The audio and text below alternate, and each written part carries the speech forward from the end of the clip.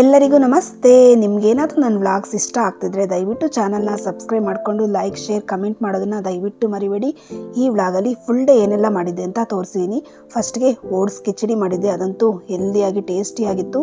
ಅದೇ ರೀತಿ ನನ್ನ ಸ್ಟೈಲಲ್ಲಿ ರಾಗಿ ಮುದ್ದೆ ಯಾವ ರೀತಿ ಮಾಡೋದು, ಸಿಂಪಲ್ಲಾಗಿ ಪನ್ನೀರ್ ಫ್ರೈ, ಹಾಗೆ ತರಕಾರಿ ಏನೂ ಇಲ್ಲ ಅಂದ್ರೂ ಈ ತೊಗರಿಬೇಳೆ ಗೊಜ್ಜು ಮಾಡಿ ನಿಮಗಂತೂ ಸಖತ್ ಇಷ್ಟ ಆಗುತ್ತೆ. ಬನ್ನಿ ಈಗ ಈ ರೆಸಿಪೀಸ್ನೆಲ್ಲ ನೋಡ್ಕೊಂಬರೋಣ.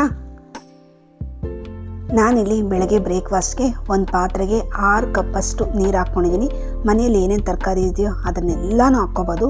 ನಾನಿವತ್ತು ಏನೇನಪ್ಪ ಹಾಕ್ಕೊಂಡಿದ್ದೀನಿ ಅಂದರೆ ಇತ್ಗದ ಬೇಳೆ, ಹಾಗೆ ಬಟಾಣಿ, ಬೀನ್ಸು, ಒಂದು ಆಲೂಗಡ್ಡೆ, ಹಾಗೆ ಹೂಕೋಸು ಮತ್ತು ಸ್ವಲ್ಪ ಚಿಕ್ಕಡಿಕಾಯಿ. ಇನ್ನೂ ಏನಾದರೂ ತರಕಾರಿಗಳಿದ್ರೆ ಅದನ್ನೆಲ್ಲನೂ ಸಣ್ಣಗೆ ಕಟ್ ಮಾಡಿಕೊಂಡು ಒಂದು 2-3 ಸತಿ ತೊಳ್ಕೊಂಡು ಹಾಕ್ಕೊಂಡು ಇದನ್ನು ಒಂದು 50% ಬೇಯಿಸ್ಕೋಬೇಕು. ಇನ್ನು ಮಿಕ್ಕಿದ್ದೆಲ್ಲ ಕಟ್ ಮಾಡಿ ಇಟ್ಕೊಂಡಿದ್ದೀನಿ. ಅಂದರೆ ಈರುಳ್ಳಿ, ಟೊಮೊಟೊ, ಹಸಿಮೆಣಸಿನ್ಕಾಯಿ, ಕೊತ್ತಂಬರಿ ಸೊಪ್ಪು, ಸ್ವಲ್ಪ ಕಾಯಿ ತುರಿ, ಬೆಳ್ಳುಳ್ಳಿ, ಹಾಗೆ ಓಟ್ಸ್ನ ಹುರಿದ್ಬಿಟ್ಟು ಇಟ್ಕೊಂಡಿದ್ದೀನಿ. ಈಗ ಕಿಚಡಿ ಮಾಡ್ಕೊಳ್ಳೋಣ. ನಾನಿಲ್ಲಿ ಒಂದು ಬಾಣಲಿಗೆ ಒಂದು 2 ಸ್ಪೂನಷ್ಟು ತುಪ್ಪ ಹಾಕ್ಕೊಂಡಿದ್ದೀನಿ. ತುಪ್ಪ ಬದಲು ಎಣ್ಣೆನೂ ಹಾಕ್ಕೋಬೋದು. ಅದಕ್ಕೆ ಒಂದು ಸ್ವಲ್ಪ ಸಾಸಿವೆ, ಜೀರಿಗೆ ಹಾಕ್ಕೊಂಡು ಇದು ಸಿಡಿದಾದ್ಮೇಲೆ ಖಾರಕ್ಕೆ ಎಷ್ಟು ಬೇಕೋ ಅಷ್ಟು ಹಸಿಮೆಣಸಿನ್ಕಾಯಿ, ನಾನು ಸ್ವಲ್ಪ ಖಾರ ಜಾಸ್ತಿ ತಿನ್ನೋದ್ರಿಂದ ಸ್ವಲ್ಪ ಜಾಸ್ತಿ ಹಾಕ್ಕೊಂಡಿದ್ದೀನಿ. ನೀವು ಬೇಕಾದ್ರೆ ಕಡಿಮೆ ಬೇಕಾದ್ರೆ ಹಾಕ್ಕೋಬಹುದು.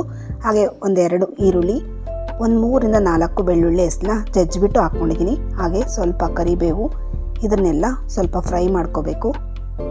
ಒಂದು 50% ಫ್ರೈ ಆದಮೇಲೆ ಒಂದು ಚಿಟಿಕೆ ಅರಿಶಿನ ಕಲರ್ಗೋಸ್ಕರ ಹಾಕ್ಕೊಂಡಿದ್ದೀನಿ. ಇದನ್ನೆಲ್ಲ ಒಂದು ನಿಮಿಷ ಫ್ರೈ ಮಾಡ್ಕೊಂಡಾದಮೇಲೆ ಇದಕ್ಕೆ ಒಂದು ಟೊಮೊಟೊನ ಕಟ್ ಮಾಡಿ ಹಾಕ್ಕೊಂಡಿದ್ದೀನಿ. ಇದನ್ನು ಕೂಡ ಸ್ವಲ್ಪ ಸಾಫ್ಟ್ ಆಗಬೇಕು. ಈಗ ಈ ಒಗ್ಗರಣೆನೆಲ್ಲ ತೊಗೊಂಡೋಗಿ ತರಕಾರಿ ಬೇಯ್ತಿತ್ತಲ್ಲ ಅದಕ್ಕೆ ಸೇರಿಸ್ಕೊಳ್ತೀನಿ. ಇಲ್ಲ ಇದನ್ನು ಅದಕ್ಕೆ ಹಾಕ್ಕೋಬೋದು, ಅದನ್ನು ಇದಕ್ಕೆ ಹಾಕ್ಕೋಬೋದು. ನನಗೆ ಪಾತ್ರೆಯಲ್ಲೇ ಮಾಡೋಣ ಅಂತ ಒಗ್ಗರಣೆನೆಲ್ಲ ತೊಗೊಬಂದು ಈ ಪಾತ್ರೆಗೆ ಸೇರಿಸ್ಕೊಳ್ತೀನಿ. ತರಕಾರಿ ಒಂದು ಸಲ ನೀರು ಹಾಕ್ಕೊಂಡು ಕೂಡ ಬೇಯಿಸ್ಕೋಬೋದು. ನಾನು ಸಪರೇಟಾಗಿ ಬೇಯಿಸ್ತಿದ್ದೀನಿ ಅಷ್ಟೇ, ಬೇಗ ಆಗುತ್ತೆ ಅಂತ. ಈಗ ಇದಕ್ಕೆ ರುಚಿಗೆ ತಕ್ಕಷ್ಟು ಉಪ್ಪು, ತರಕಾರಿ ಒಂದು ಸ್ವಲ್ಪ 50% ಬೆಂದಾದಮೇಲೆ ನೀವು ಒಗ್ಗರಣೆ ಹಾಕ್ಕೋಬೇಕು. ಇನ್ನು ಮಿಕ್ಕಿದ್ದೆಲ್ಲ ಓಟ್ಸ್ ಜೊತೆ ಬೇಯುತ್ತೆ. ನೋಡಿ, 1 ಕಪ್ಪು ಓಟ್ಸ್ನ ತೊಗೊಂಡಿದ್ದೀನಿ. ಈ 1 ಕಪ್ಪು ಓಟ್ಸ್ಗೆ ಒಂದು 6 ಕಪ್ಪಷ್ಟು ನೀರು ತೊಗೊಂಡಿದ್ದೀನಿ. ಓಟ್ಸ್ನ ಸ್ವಲ್ಪ ಚೆನ್ನಾಗಿ ರೋಸ್ಟ್ ಮಾಡ್ಕೊಂಡಿದ್ದೀನಿ. ಇದನ್ನೆಲ್ಲ ಒಂದೇ ಸರ್ತಿ ಹಾಕ್ಬಿಟ್ಟು ಮಿಕ್ಸ್ ಮಾಡ್ಕೋಬೋದು.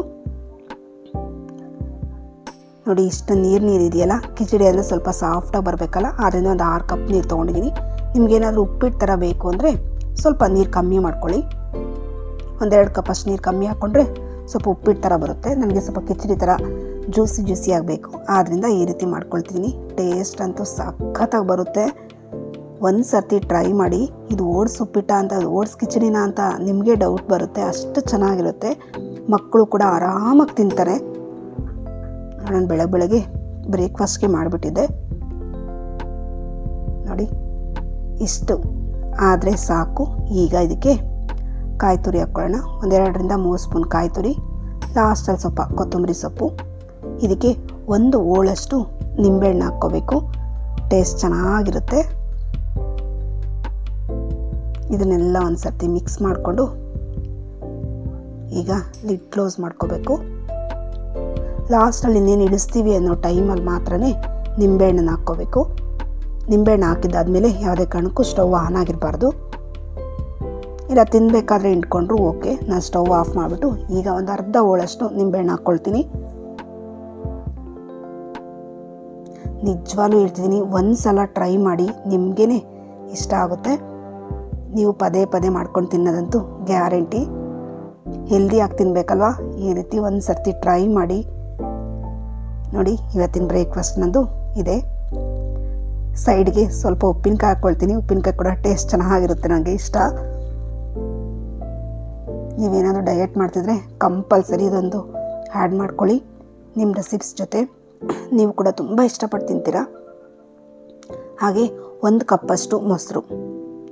ಇಷ್ಟು ತಿಂದರೆ ಟಮಿ ಫುಲ್ ಆಗಿಬಿಡುತ್ತೆ. ನೀವು ಮಧ್ಯಾಹ್ನದವರೆಗೂ ಬೇರೆ ಏನು ತಿನ್ನಬೇಕು ಅಂತಲೇ ಅಂದ್ಕೊಳ್ಳಲ್ಲ, ಅಷ್ಟು ಹೆಲ್ದಿಯಾಗಿರುತ್ತೆ ಇದು. ಈಗ ಸಂಜೆ ಡಿನ್ನರ್ ತೋರಿಸ್ತೀನಿ. ಒಂದು ಪಾತ್ರೆಗೆ ಸ್ವಲ್ಪ ನೀರು ಹಾಕ್ಕೊಂಡಿದ್ದೀನಿ. 1 ನಿಂಬೆಹಣ್ಣು ಗಾತ್ರದಷ್ಟು ಹುಣಸೆಹಣ್ಣು, 1 ಸ್ಪೂನ್ ತೊಗರಿಬೇಳೆ, 1 ಸ್ಪೂನ್ ಕಡಲೆಬೇಳೆ, ಇದನ್ನು ಡ್ರೈ ರೋಸ್ಟ್ ಮಾಡ್ಕೊಂಡಿದ್ದೀನಿ. ಮಾಡಿಕೊಂಡು ಅದೇ ಬಿಸಿನೀರಿಗೆ ನೆನೆಯೋಕೆ ಹಾಕ್ತೀನಿ. ಅದು ಸ್ವಲ್ಪ ನೆನ್ಕೊತಾ ಇರಲಿ. ಈಗ ಪನ್ನೀರ್ ಫ್ರೈಗೆ ರೆಡಿ ಮಾಡ್ಕೊಳ್ಳೋಣ. ನಾನಿಲ್ಲಿ 2 ಲೀಟ್ರು ಹಾಲಲ್ಲಿ ಈ ಪನ್ನೀರನ್ನ ತೆಗೆದುಕೊಂಡಿದ್ದೀನಿ. ಅಂದರೆ ಒಂದು 200 ಗ್ರಾಮ್ ಅಷ್ಟು ಬರುತ್ತೆ. ಅದು ಹೆಚ್ಚು ಕಮ್ಮಿ, ಸ್ವಲ್ಪ ಜಾಸ್ತಿನೂ ಬರುತ್ತೆ, ಸ್ವಲ್ಪ ಕಡಿಮೆನೂ ಬರುತ್ತೆ. ಕೆನೆ ಮೇಲೆ ಅದು ಡಿಪೆಂಡ್ ಆಗುತ್ತೆ. 2 ಲೀಟ್ರ್ ನೀರಿಗೆ ಇಷ್ಟು ಪನ್ನೀರ್ ಬರುತ್ತೆ. ನಮ್ಮ ಮನೆಗೆ ಕರೆಕ್ಟಾಗಿ 200 ಗ್ರಾಮ್ ಬೇಕಾಗುತ್ತೆ ಒಂದು ಸಲಕ್ಕೆ.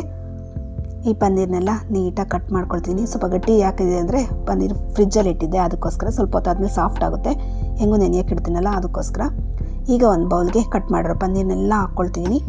ಒಂದೊಂದು ಸರ್ತಿ ತೊಗೊಂಡು ಬಂದು ಕೂಡ ಮಾಡ್ತೀನಿ, ಏನು ಮಾಡೋಕ್ಕಾಗಲ್ಲ. ಒಂದೊಂದು ಸರ್ತಿ ಒಂದೊಂದು ಥರ. ಮನೆಯಲ್ಲಿದ್ದರೆ ಮನೆಯಲ್ಲೇ ಮಾಡ್ಕೊಳ್ತೀನಿ, ಇಲ್ಲ ಅಂದರೆ ಹೊರಗಡೆ ಕೂಡ ತೊಗೊಂಡು ಮಾಡ್ತೀನಿ. ಇದಕ್ಕೆ ನಾನಿಲ್ಲಿ ಒಂದು ಅರ್ಧ ಸ್ಪೂನಷ್ಟು ಜಿಂಜರ್ ಗಾರ್ಲಿಕ್ ಪೇಸ್ಟು, ಹಾಗೆ ಖಾರಕ್ಕೆ ಚಿಲ್ಲಿ ಪೌಡ್ರ್ ಹಾಕ್ಕೊಳ್ತಿದ್ದೀನಿ. ನಾನಿಲ್ಲಿ ಕಾಶ್ಮೀರ್ ರೆಡ್ ಚಿಲ್ಲಿ ಹಾಕ್ಕೊಳ್ತಿದ್ದೀನಿ, ಚಿಲ್ಲಿ ಪೌಡ್ರ್ ಹಾಕಿಲ್ಲ. ಹಾಗೆ ಒಂದು 1/4 ಸ್ಪೂನಷ್ಟು ಧನಿಯಾ ಪೌಡರ್, ರುಚಿಗೆ ತಕ್ಕಷ್ಟು ಉಪ್ಪು. ಇದಕ್ಕೆ ನಾನು ಮನೆಯಲ್ಲೇ ಮಾಡಿರೋಂಥ ಮಿಂಟ್ ಪೌಡ್ರ್, ಅಂದರೆ ಪುದೀನಾನ ಒಣಗಿಸ್ಬಿಟ್ಟು ಪೌಡ್ರ್ ಮಾಡ್ಕೊಂಡಿದ್ದೀನಿ. ಈ ರೀತಿ ಪೌಡ್ರ್ ಮಾಡಿಕೊಂಡ್ರೆ ಒಳ್ಳೆ ಟೇಸ್ಟ್ ಇರುತ್ತೆ ಆದ್ದರಿಂದ. ಹಾಗೆ ಸ್ವಲ್ಪ ಪೆಪ್ಪರ್.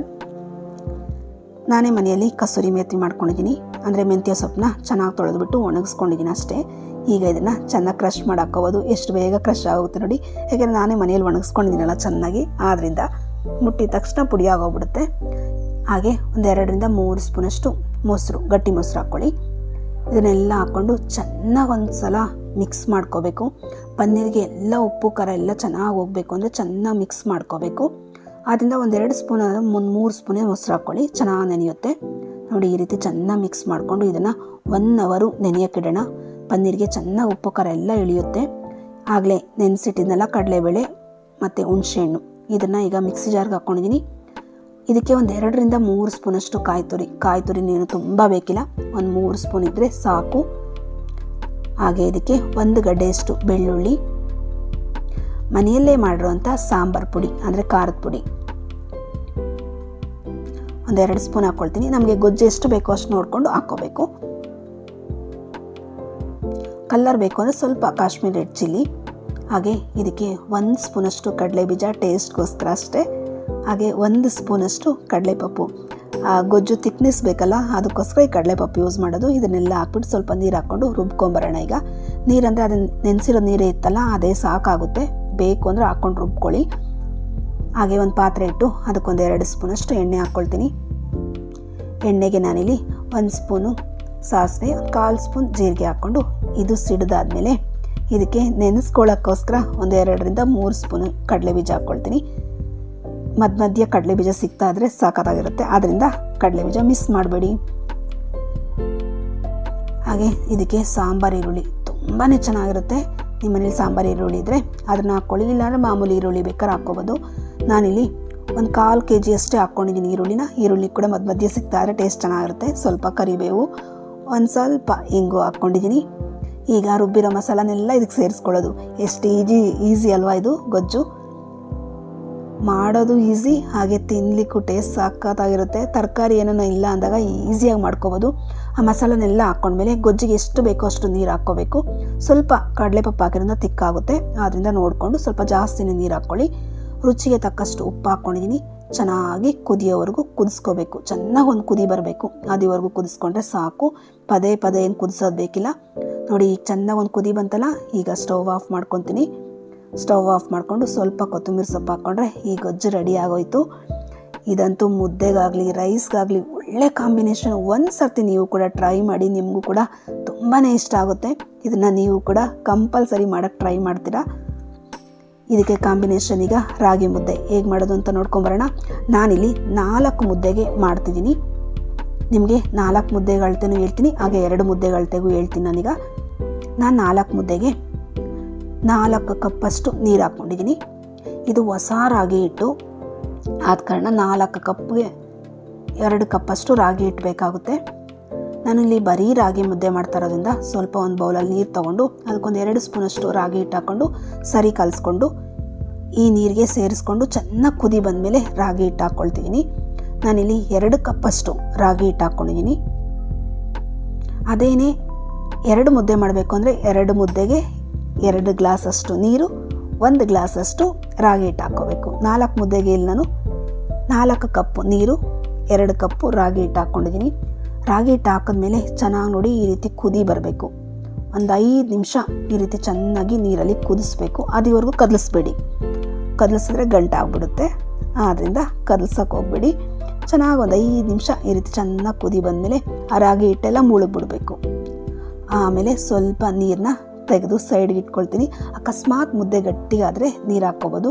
ಗಟ್ಟಿ ಆಗಿಲ್ಲ ಅಂದಾಗ ಮಾಮೂಲಿ ಸರಿ ಹೋಯ್ತು ಅಂದರೆ ಆ ನೀರನ್ನ ಬೇಕಾದ್ರೆ ಚೆಲ್ಲಿದ್ರೆ ಆಯಿತು. ಅದೇ ಹಳೇ ರಾಗಿ ಇರುತ್ತಲ್ಲ ಆ ಹಿಟ್ಟು ಮಾಡಿದ್ರೆ ಸ್ವಲ್ಪ ನೀರು ಜಾಸ್ತಿನೇ ಬೇಕಾಗುತ್ತೆ. ಹೊಸ ರಾಗಿ ಆದರೆ ಸ್ವಲ್ಪ ನೀರು ಕಡಿಮೆ ಬೇಕಾಗುತ್ತೆ ಅಷ್ಟೇ. ರಾಗಿ ಹಿಟ್ಟು 1 ಸರ್ತಿ 2 ಸರ್ತಿ ಮಾಡೋವರೆಗೂ ಆಮೇಲೆ ಗೊತ್ತಾಗ್ಬಿಡುತ್ತೆ ನಿಮಗೆ ಯಾವ ರೀತಿ ಹಿಟ್ಟಿದು ಅಂತ. ಈಗ ಇದನ್ನು ಚೆನ್ನಾಗಿ ತೊಳಸ್ಕೋಬೇಕು. ನೋಡ್ತಿದ್ದೀರಲ್ಲ, ಬರೀ ರಾಗಿ ಹಿಟ್ಟಾದರೂ ಗಂಟು ಇಲ್ದಂಗೆ ಬರಬೇಕು ಅಂದರೆ ಈ ಥರ ಚೆನ್ನಾಗಿ ಕುದಿಸ್ಕೊಂಡಾದ್ಮೇಲೆ ತೊಳಸ್ಕೋಬೇಕು. ತೊಳಸ್ಕೊಂಡು ಇದನ್ನು ಒಂದು 5 ರಿಂದ 10 ನಿಮಿಷ ಚೆನ್ನಾಗಿ ಲೋ ಫ್ಲೇಮಲ್ಲಿ ಕುದಿಸ್ಕೋಬೇಕು. ನಾವು ಇದನ್ನು ಕುಮಿಳಿಸ್ಕೊಳ್ಳೋದು ಅಂತೀವಿ.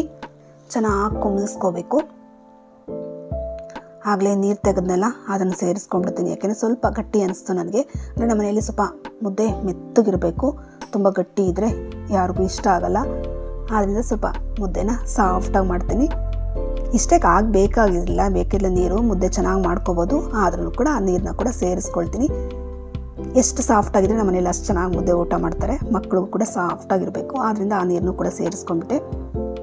ನೀವು ಆ ನೀರನ್ನು ಬೇಕಾದ್ರೆ ಸೇರಿಸಿಲ್ಲ ಅಂದರೂ ನಡೆಯುತ್ತೆ. ಸೇರಿಸ್ಕೊಂಡು ಚೆನ್ನಾಗಿ ಇನ್ನೊಂದು ಸರ್ತಿ ತೊಳಸ್ಕೊಂಡು ಈಗ ಇನ್ನೊಂದು 5 ನಿಮಿಷ ಚೆನ್ನಾಗಿ ಕುದಿಸ್ಕೋಬೇಕು. ಒಂದು ಸೈಡು ಈ ಮುದ್ದೆ ಬೇಯ್ತಾ ಇರಲಿ. ಈಗ ಪನ್ನೀರ್ ಫ್ರೈ ಮಾಡ್ಕೊಂಬರೋದು ಹೇಗೆ ಅಂತ ನೋಡೋಣ. ನಾನಿವತ್ತು ತವಾ ಫ್ರೈ ಮಾಡ್ತಾಯಿದ್ದೀನಿ. ಈ ಪನ್ನೀರ್ಗೆ ಸ್ವಲ್ಪ ಕೊತ್ತಂಬರಿ ಸೊಪ್ಪು ಹಾಗೆ 1-2 ಎಸಲಷ್ಟು ಕರಿಬೇವು ಹಾಕ್ಕೊತೀನಿ. ಎಳೆ ಕರಿಬೇವಿನ ಸೊಪ್ಪು ಟೇಸ್ಟ್ ಸಾಕಾದಾಗ ಬಂದಿತ್ತು. ಅಂದರೆ ಗಿಡದಲ್ಲಿ ಕರಿಬೇವಿನ ಸೊಪ್ಪು ಕಿತ್ಕೊಬಂದಿದ್ದೆ. ಹಾಗೆ ನಾನಿವತ್ತು ತವಾದಲ್ಲಿ ಮಾಡ್ತೀನಿ. ಇದನ್ನೇ ಬೇಕಾದ್ರೆ ಎಣ್ಣೆಗೆ ಹಾಕ್ಕೋಬೋದು. 1 ಸ್ಪೂನಷ್ಟು ಕಾರ್ನ್ಫ್ಲೋರ್ ಹಾಕ್ಕೊಂಡು ಅದನ್ನು ಎಣ್ಣೆಯಲ್ಲಿ ತೇಲಿಸ್ಕೊಳ್ಳಿ, ಅದನ್ನು ಕೂಡ ಚೆನ್ನಾಗಿರುತ್ತೆ. ಆದರೆ ನಾನಿವತ್ತು ತವಾ ಫ್ರೈ ಮಾಡ್ತೀನಿ. ಸ್ವಲ್ಪ ಎಣ್ಣೆ ಕಡಿಮೆ ಮಾಡೋಣ ಅಂತ, ಹೆಲ್ದಿಯಾಗಿ ತಿನ್ನಬೇಕಲ್ಲ, ಆದ ಕಾರಣ. ನೋಡಿ, ಈಗ ಇದನ್ನೆಲ್ಲ ಒಂದು ಸರ್ತಿ ಮಿಕ್ಸ್ ಮಾಡಿಕೊಂಡು ಈಗ ಒಂದೊಂದು ಪೀಸ್ನೇ ಸುತ್ತು ಜೋಡಿಸ್ಕೊಳ್ಳೋಣ. ಇದಂತೂ ಮಕ್ಕಳಿಗೆ ತುಂಬಾ ಇಷ್ಟ. ಪನ್ನೀರ್ ರೀತಿ ಫ್ರೈ ಮಾಡಿಕೊಟ್ರೆ ಈಸಿಯಾಗಿ ಇಷ್ಟಪಟ್ಟು ತಿಂದ್ಬಿಡ್ತಾರೆ. ನೋಡಿ, ಇದನ್ನೆಲ್ಲ ಒಂದು ಸರ್ತಿ ಇಟ್ಟಿದ್ದೀನಿ. ನೆಕ್ಸ್ಟ್ ಇನ್ನೊಂದು ಸರ್ತಿ ಇಟ್ಕೊಳ್ತೀನಿ. ಆಮೇಲೆ ಚೆನ್ನಾಗಿ ಒಂದು ಸೈಡ್ ಪೂರ್ತಿ ಲೋ ಫ್ಲೇಮಲ್ಲೇ ಮಾಡ್ಕೋಬೇಕು. ತುಂಬ ಹೈ ಇಟ್ಕೊಂಡ್ರೆ ಬೇಗ ಸೀದೋಗ್ಬಿಡುತ್ತೆ. ಆದ್ದರಿಂದ ಚೆನ್ನಾಗಿ ಒಂದು ಸರ್ತಿ ಎಲ್ಲ ಕಡೆನೂ ಬೇಯಿಸ್ಕೋಬೇಕು. ಆಮೇಲೆ ತಿರುಗಿಸ್ಕೋಬೇಕು. ನಾನು ಸ್ವಲ್ಪ ಬೇಗನೆ ತಿರುಗಿಸ್ತಾ ಇದ್ದೀನಿ, ಇನ್ನೊಂದು ಸ್ವಲ್ಪ ಬೇಯಬೇಕಿತ್ತು. ನೋಡಿ, ಈ ರೀತಿ ಅಂಟ್ಕೊಳ್ಳುತ್ತಲ್ಲ, ಏನಾಗೋದಿಲ್ಲ. ಆಮೇಲೆಲ್ಲ ನೀಟಾಗಿ ತೊಳ್ಕೊಂಡ್ರೆ ಆಯಿತು. ಈ ರೀತಿ ಎಲ್ಲನೂ ಒಂದೊಂದೊಂದನ್ನೇ ತಿರುಗಿಸ್ಕೊಂಡು ಎಲ್ಲನೂ ನೀಟಾಗಿ ಬೇಯಿಸ್ಕೋಬೇಕು. ಅಷ್ಟರೊಳಗಡೆ ಮುದ್ದೆ ಎಲ್ಲ ಕುಂಬ್ಳಿದೆ. ಈಗ ಇದನ್ನು ಮುದ್ದೆ ಮಾಡ್ಕೊಂಬರೋಣ. ನೋಡ್ತಿದ್ದೀರಲ್ಲ ಎಷ್ಟು ಚೆನ್ನಾಗಿ ಮುದ್ದೆ ಆಗಿದೆ. ಕೆಳಗಡೆ ಇಳಿಸ್ಕೊಂಡಾಗ ಒಂದು ಸರ್ತಿ ಎಲ್ಲನೂ ಕೂಡ ಮಿಕ್ಸ್ ಮಾಡ್ಕೋಬೇಕು. ಮಿಕ್ಸ್ ಮಾಡಿಕೊಂಡು ಈ ಕೋಲನ್ನ ತೆಗೆದುಬಿಡೋಣ. ಈ ರೀತಿ ಕೋಲಲ್ಲಿ ಏನಿದೆಯೋ ಅದನ್ನೆಲ್ಲ ತೆಗೆದುಬಿಟ್ಟು ಅದನ್ನ ಸೈಡ್ಗೆ ಇಡ್ತೀನಿ. ನೋಡ್ತಿದ್ದೀರಲ್ಲ, ಒಂದು ಗಂಟೆ ಇಲ್ದಂಗೆ ಹೆಂಗೆ ಬರುತ್ತೆ ಅಂತ. ತೊಳಸ್ತಾ ಇದ್ದರೆ ಚೆನ್ನಾಗಿ ಗಂಟೆ ಏನಾದರೂ ಇದ್ದರೆ ಇಲ್ಲೂ ಕೂಡ ಒಡ್ಕೊಳ್ಳುತ್ತೆ. ಒಂದೊಂದು ಚಿಕ್ಕ ಚಿಕ್ಕದು ಸಿಗುತ್ತೆ. ಇಲ್ಲೂ ಕೂಡ ನಿಮಗೆ ಮುದ್ದೆ ಮಾಡ್ತಾ ಮಾಡ್ತಾ ತೋರಿಸ್ತೀನಿ ನೋಡಿ. ಪರವಾಗಿಲ್ಲ, ಇಲ್ಲೇನೇ ಈ ರೀತಿ ನಾದ್ದಾಗೆಲ್ಲ ಮುದ್ದೆ ಗಂಟೆ ಏನಾದಿದ್ರೆ ಒಡ್ಕೊಂಡ್ಬಿಡುತ್ತೆ. ನೋಡಿ, ಇಷ್ಟು ಚೆನ್ನಾಗಿ ಮುದ್ದೆ ನೀಟಾಗಿ ಮುದ್ದೆ ಆಗುತ್ತೆ ಅಂತ. ಚೆನ್ನಾಗಿ ಬೇಯಿಸ್ಕೊಂಡ್ರೆ ಆಯಿತು. ನಿಮಗೆ 2 ಮುದ್ದೆ ಯಾವ ರೀತಿ ಮಾಡೋದು ಅಂತ ನೆಕ್ಸ್ಟ್ ಟೈಮ್ ಯಾವಾಗ ನಾನು ತೋರಿಸ್ತೀನಿ. ಇವತ್ತು 4 ಮುದ್ದೆ ಮಾಡೋದನ್ನು ತೋರಿಸ್ತೀನಿ. ನಾನು ಹೇಳಿದ ಅಳತೆ ಪ್ರಕಾರ ಹಾಕ್ಕೊಂಡೋಗಿ ಮುದ್ದೆ ನೀಟಾಗುತ್ತೆ. ನೋಡ್ತಿದ್ದೀರಲ್ಲ, ಆ ಕಲ್ಲಿಗೆ ಅಂಟ್ದಂಗೆ ಎಷ್ಟು ಚೆನ್ನಾಗಿ ಬರುತ್ತೆ ಅಂತ. ಅಂಟಿದಾಗ ಸ್ವಲ್ಪ ನೀರು ಸವರ್ಕೊಳ್ಳಿ. ಕಲ್ಲಿಗೆ ಅಂಟೋದೇ ಇಲ್ಲ. ಎಷ್ಟು ಸಾಫ್ಟಾಗಿ ಮುದ್ದೆ ಆಯಿತು. ಈಗ ಇದನ್ನೆಲ್ಲ ಹಾಟ್ ಬಾಕ್ಸ್ಗೆ ಇಡ್ತೀನಿ. ಪ್ರತಿಯೊಂದು ಮುದ್ದೆಗೂ ಈ ರೀತಿ ಚೆನ್ನಾಗಿ ನಾದ್ಕೋಬೇಕು. ನೋಡ್ತಿದ್ದೀರಲ್ಲ, ಗಂಟು ಅಲ್ಲೊಂದೊಂದು ಚಿಕ್ಕದು ಸಿಗುತ್ತೆ. ಪರವಾಗಿಲ್ಲ, ಚೆನ್ನಾಗಿ ಈ ರೀತಿ ನಾದ್ತಾ ಅದನ್ನು ಒಡ್ಕೊಂಡ್ಬಿಡುತ್ತೆ. ಬರೀ ರಾಗಿ ಮುದ್ದೆಗೆ ಮಾಡಿದಾಗ ಈ ರೀತಿ ಏನು ಮಾಡೋಕ್ಕಲ್ಲ. 1-2 ಗಂಟೆ ಸಿಕ್ಕಿದ್ರೆ ಏನು ಪ್ರಾಬ್ಲಮ್ ಏನಿಲ್ಲ. ಚಿಕ್ಕದಲ್ಲ, ಹಂಗೆ ನಾದ್ತಾ ಅಲ್ಲೇ ಒಡ್ಕೊಂಡ್ರೆ ಆಯಿತು. ಹಂಗೂ ಇದ್ದರೆ ಇಲ್ಲಿ ಮುದ್ದೆ ಹಾಕ್ಕೊಳ್ತೀವಲ್ಲ, ಅಲ್ಲಿ ಚೆನ್ನಾಗಿ ಒಂದು ಸರ್ತಿ ನಾದ್ಕೊಂಡು ಆ ಸ್ಪೂನಲ್ಲೇ ಮಾಡಿಕೊಂಡ್ರೂ ಆಯಿತು. ನನಗೇನು ತುಂಬ ಇಲ್ಲ, ಆದ್ದರಿಂದ ಈ ರೀತಿ ಮಾಡ್ಕೊಳ್ತೀನಿ. ಚೆನ್ನಾಗಿ ಮುದ್ದೆನ ಬೇಯಿಸ್ಕೊಂಡ್ರೆ ಆಯಿತು. ಗಂಟು ಏನೂ ಇರಲ್ಲ, ಅಷ್ಟು ನೀಟಾಗಿ ಆಗುತ್ತೆ ಮುದ್ದೆ. ನೋಡಿ, ಈ ರೀತಿ ಎಲ್ಲ ಮುದ್ದೆಗಳನ್ನ ಮಾಡ್ಕೊತ ಹೋಗೋದು. ಎಷ್ಟು ಸಾಫ್ಟಾಗಿ ಬಂದಿದೆ ಅಲ್ವಾ. ಮುದ್ದೆ ನಿಮಗೆ ಸ್ವಲ್ಪ ಗಟ್ಟಿ ಬೇಕು ಅಂದರೆ ಸ್ವಲ್ಪ ಹಿಟ್ಟು ಜಾಸ್ತಿ ಹಾಕ್ಕೊಂಡ್ರೆ ಆಯಿತು. ಸ್ವಲ್ಪ ಇನ್ನೂ ತೆಳುವಾಗಬೇಕು ಅಂದರೆ ಸ್ವಲ್ಪ ನೀರು ಜಾಸ್ತಿ ಮಾಡಿಕೊಂಡ್ರೆ ಆಯಿತು. ಒಂದೊಂದು ರಾಗಿ ಹಿಟ್ಟು ಒಂದೊಂದು ಥರ ಇರುತ್ತೆ ಅಷ್ಟೇ. ನಾನು ಈ ರಾಗಿ ಹಿಟ್ಟಿಗೆ ಒಂದು 10 kg ರಾಗಿಗೆ 1 kgಯಷ್ಟು ಕೆಂಪು ಅಕ್ಕಿ ಹಾಕಿದ್ದೀನಿ. ಹಾಗೆ 1 kgಯಷ್ಟು ನವಧಾನ್ಯ ಹಾಕ್ಕೊಂಡಿದ್ದೀನಿ ಈ ರಾಗಿ ಹಿಟ್ಟಿಗೆ. ಆದ್ದರಿಂದ ಇಷ್ಟು ಬೇಕಾಗುತ್ತೆ. ಕೆಲವೊಂದು ಸರ್ತಿ ಬರೀ ರಾಗಿ ಹಿಟ್ಟು ಹಾಕ್ಕೊಳ್ತೀವಲ್ಲ, ಆವಾಗ ಇನ್ನೊಂದು ಸ್ವಲ್ಪ ಎಕ್ಸ್ಟ್ರಾ ನೀರು ಬೇಕಾಗುತ್ತೆ. ಆ ಹಿಟ್ಟು ನೀರಲ್ಲಿ ಚೆನ್ನಾಗಿ ಬೇಯ್ತಾ ಹರಡುತ್ತೆ. ಆದ್ದರಿಂದ ಸ್ವಲ್ಪ ನೀರು ಜಾಸ್ತಿ ಕುಡಿಯುತ್ತೆ. ಹೇಳೋಕ್ಕಾಗಲ್ಲ, ಒಂದೊಂದು ರಾಗಿ ಹಿಟ್ಟು ಒಂದೊಂದು ಥರ ಇರುತ್ತೆ. ಆದ್ದರಿಂದ ಮುದ್ದೆ ಮಾಡ್ತಾ ಗೊತ್ತಾಗುತ್ತೆ ಅಷ್ಟೇ ನಿಮಗೆ. ಆದರೆ ರಾಗಿ ಹಿಟ್ಟಿಗೆಲ್ಲ ಇಷ್ಟು ನೀರು ಅಳತೆ ಇದ್ದರೆ ಸಾಕು. ಪ್ರತಿಯೊಂದು ರಾಗಿ ಹಿಟ್ಟು ಆಗುತ್ತೆ. ಸ್ವಲ್ಪ ತೆಳ್ಳಗಾಗ್ಬೋದು, ಸ್ವಲ್ಪ ಗಟ್ಟಿ ಆಗ್ಬೋದು ಅಷ್ಟೇ. ನೋಡಿ ಎಷ್ಟು ಚೆನ್ನಾಗಿ ಮುದ್ದೆ ಮಾಡ್ತಿದ್ದೀನಿ. ಪ್ರತಿ ಸರ್ತಿ ಏನು ಮುದ್ದೆ ಮಾಡಲ್ಲ ನಾನು, ಹಂಗೆ ತಟ್ಟೆಗೆ ಹಾಕ್ಬಿಡ್ತಾ ಇರ್ತೀನಿ. ಆದರೆ ಒಂದೊಂದು ಸರ್ತಿ ಒಂದು 5 ನಿಮಿಷ 10 ನಿಮಿಷ ಮಕ್ಕಳು ಬರೋದು ಲೇಟ್ ಆಗುತ್ತಲ್ಲ, ಆವಾಗ ಈ ಥರ ಮುದ್ದೆ ಮಾಡ್ತೀನಿ ಅಷ್ಟೇ. ಇಲ್ಲಾಂದರೆ ನನಗೆ ಡೈರೆಕ್ಟಾಗಿ ತೆಗೆದು ತಟ್ಟೆಗೆ ಹಾಕ್ಬಿಡ್ತೀನಿ. ನೋಡಿ 4 ಮುದ್ದೆ ಒಂದಿಷ್ಟು ದಪ್ಪ ಆಯಿತು. ಅದನ್ನು ಯಾರನ್ನ ಒಬ್ಬರು ತಿನ್ಕೊಂಡ್ಬಿಡ್ತೀವಿ. ಈ ರೀತಿ ಮುದ್ದೆ ಪಾತ್ರೆನೆಲ್ಲ ನೀಟಾಗಿ ಕೆರ್ಕೋಬೇಕಂತೆ. ಇದು ಅಮ್ಮನ ಐಡಿಯಾ. ಅದರಲ್ಲಿ ಮುದ್ದೆ ಇಟ್ಟು ಏನು ಇಲ್ಲಿ ಇರಬಾರ್ದು ಅಂತ ಹೇಳಿ ಎಲ್ಲ ಕೆರೀತಾರೆ. ನಾನು ಅಷ್ಟು ಮಾತ್ರ ಕೆರೆದಿದ್ದೀನಿ ಅಷ್ಟೇ. ನೋಡಿ ಪುಟ್ಟು ಮುದ್ದೆ. ನಾನು ರೈಸ್ ತಿನ್ನೋದಿಲ್ಲ, ಆದ್ದರಿಂದ ಆ ಮುದ್ದೆ ಪುಟ್ಟದು ನಾನೇ ತಿಂದ್ಬಿಡ್ತೀನಿ. ನೋಡಿದ್ರಲ್ಲ 4 ಮುದ್ದೆ ಒಂದಿಷ್ಟು ದಪ್ಪ ಮುದ್ದೆ ಆಯಿತು. ಈಗ ಪನ್ನೀರ್ ಫ್ರೈ ಏನಾಗಿದೆ ಅಂತ ನೋಡ್ಕೊಂಬರೋಣ. ನೋಡಿ 2 ಕಡೆ ಚೆನ್ನಾಗಿ ಫ್ರೈ ಆಗಿದೆ. ಈಗ ಇದನ್ನು ಒಂದು ಪ್ಲೇಟ್ ತೆಕ್ಕೊಳ್ತೀನಿ. ನಿಮಗೆ ತೋರಿಸ್ತೀನಿ ನೋಡಿ ಎಷ್ಟು ಸಾಫ್ಟ್ ಆಗಿದೆ ಅಂತ. ಆದರೆ ತವ ಎಲ್ಲ ಈ ರೀತಿ ಆಗಿರುತ್ತಲ್ಲ, ಅದನ್ನು ತೊಳೆಯೋದನ್ನು ಕೂಡ ತೋರಿಸ್ತೀನಿ ನಿಮಗೆ. 2 ಸಲಕ್ಕೆ ಇಟ್ಕೊಂಡೆ ನಾನು.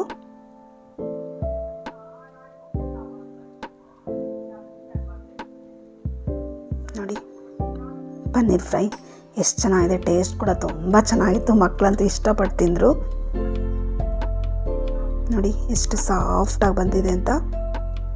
ಮನೆಯಲ್ಲೇ ಮಾಡಿಕೊಂಡ್ರೆ ಪನ್ನೀರು ಇಷ್ಟು ಸಾಫ್ಟಾಗಿ ಬರುತ್ತೆ. ಟೇಸ್ಟು ಕೂಡ ಮನೆಯದಕ್ಕೂ ತೊಗೊಂಬಂದಿರೋದಕ್ಕೂ ಟೇಸ್ಟ್ ಡಿಫ್ರೆಂಟ್ ಇರುತ್ತೆ. ನನ್ನ ಡಿನ್ನರ್ ಪ್ಲೇಟ್ ಇದು.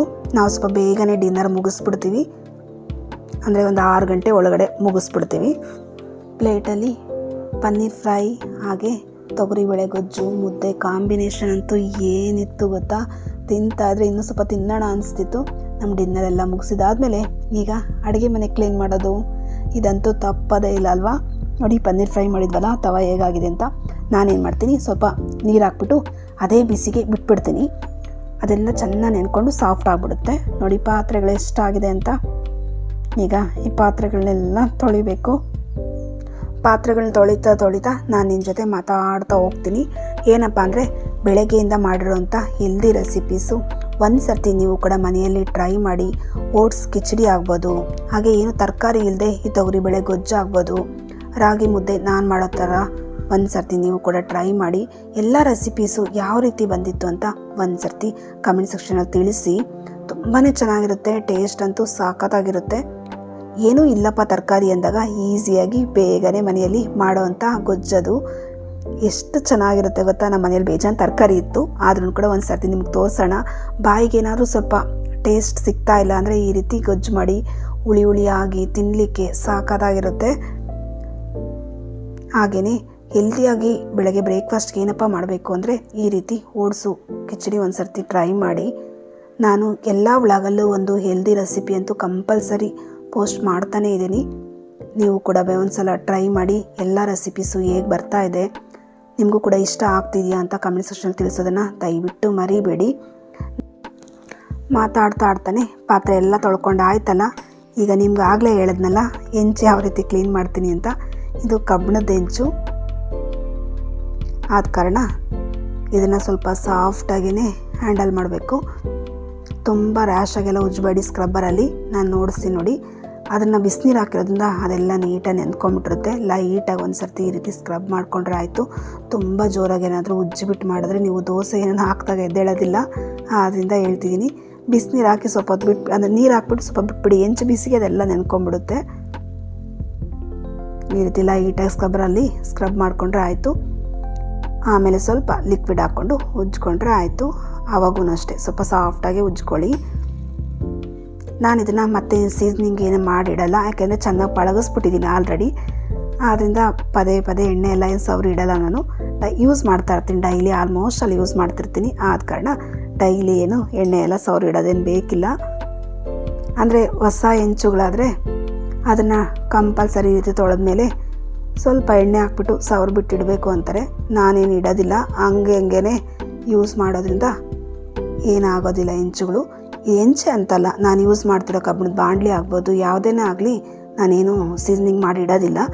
ಅಂದರೆ ತುಂಬ ಹಳೇದಾಗೋ ಬಂದುಬಿಟ್ಟಿದೆ, 2-3 ವರ್ಷದಿಂದ ಯೂಸ್ ಮಾಡ್ತಿರೋದ್ರಿಂದ ಅದು ಚೆನ್ನಾಗಿ ಪಳಗ್ಬಿಟ್ಟಿದೆ. ಈಗ ಎಣ್ಣೆ ಸವರಿ ಇಟ್ಟಿಲ್ಲ ಅಂದ್ರೂ ಏನೂ ಆಗಲ್ಲ. ಹೆಂಚನ್ನೆಲ್ಲ ತೊಳೆದಿಟ್ನಲ್ಲ, ಈಗ ನೋಡಿ ಸ್ಟವ್ ಕ್ಲೀನ್ ಮಾಡೋಕ್ಕೆ ಬಂದಿದ್ದೀನಿ.